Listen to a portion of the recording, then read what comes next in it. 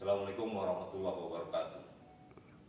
Di dalam posisi sekarang ini kita kudu ngikut anjuran, himbauan, maklumat dari Bang Anies supaya kita diem diri di rumah kita. Tapi kita cari kegiatan positif.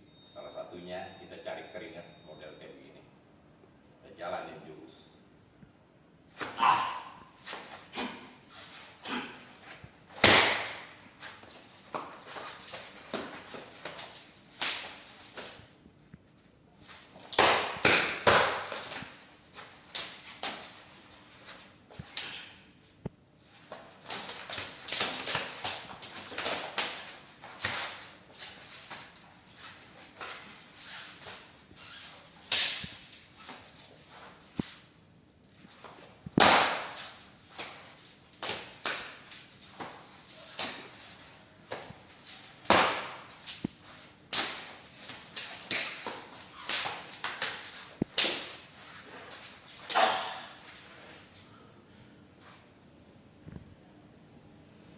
Mudah-mudahan bermanfaat.